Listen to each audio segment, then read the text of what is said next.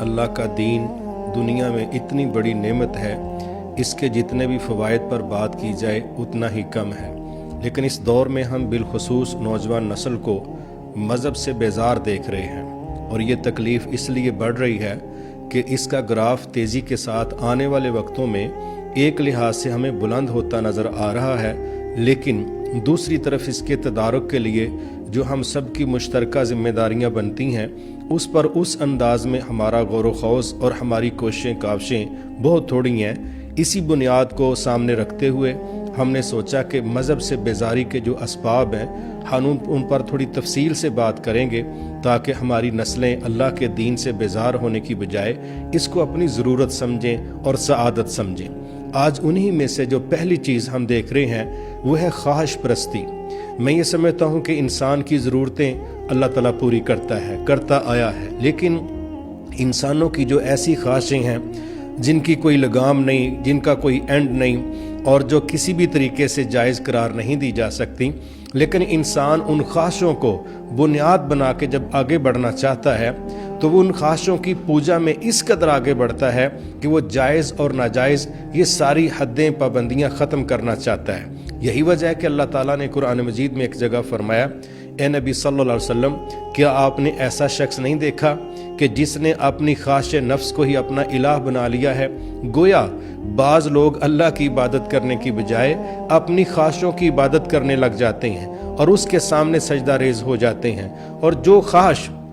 ان کے دل و دماغ میں پیدا ہوتی ہے وہ اس کو پورا کرنے کے لیے جائز ناجائز کے سارے قاعدے ضابطے پامال کر دیتے ہیں۔ میں یہ سمجھتا ہوں کہ یہی وہ خوفناک عمل ہے جس کو روکنے کے لیے اسلام نے جگہ جگہ ہماری تربیت کی اور یہ بات سمجھائی کہ وہ شخص کامیاب ہو گیا جس نے اپنا تزکیہ کیا، اور تزکیہ سے مراد کیا ہے؟ جتنی بھی نیگیٹو خواہشات ہیں ان کو کنٹرول کرنا، رد کرنا، یا ان کا جائز طریقے سے جو بہترین نعم البدل ہے اس طرف جانا، اس پر تربیت کی ہے اسلام کی۔ تو میں سمجھتا ہوں کہ اگر کوئی شخص اپنی خواہشات کو کنٹرول کرنے میں کامیاب ہو جائے، یا بالخصوص ہماری نوجوان نسل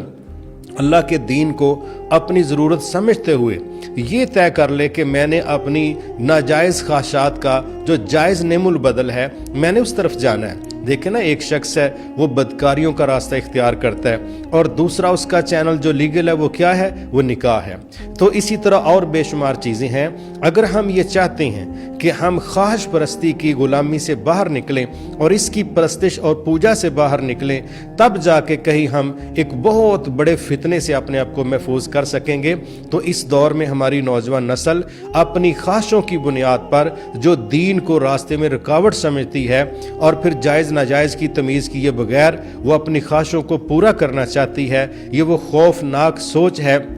جس نے ہماری بہت بڑی تعداد کو مذہب سے بیزار اس لیے کر دیا ہے کہ وہ مذہب کو اپنی ناجائز خواہشوں کے راستے میں رکاوٹ سمجھتے ہیں۔ حالانکہ ایک سمجھدار انسان اگر وہ اللہ پر ذرا سا بھی ایمان رکھتا ہے تو کم از کم یہ بات اس کو مان جانی چاہیے کہ اللہ مذہب کے نام پر اس کا برا نہیں چاہتا، اس کا بھلا چاہتا ہے، اور اس کو ایسی ڈکٹیشن دیتا ہے جو اس دنیا کے اندر عزت اور وقار کا باعث اور مرنے کے بعد بھی مستقل اس کی راحت کا باعث بن سکتا ہے۔ اس لیے وہ لوگ جو اللہ پر اعتماد کرنے والے ہیں، اس کی باتوں پر یقین رکھنے والے ہیں، پھر وہ یہ نہیں دیکھتے کہ مجھے یہاں آنکھ استعمال کرنے سے منع کیا گیا، یہاں مجھے بات کرنے سے منع کیا گیا، یہاں مجھے کھانے پینے سے منع کیا گیا، نہیں، وہ پھر اپنے رب پر اعتماد اور یقین کے ساتھ، جس کو لفظ ایمان کہا جاتا ہے، وہ یہ فیصلہ کرتی ہیں کہ ہماری خواہشیں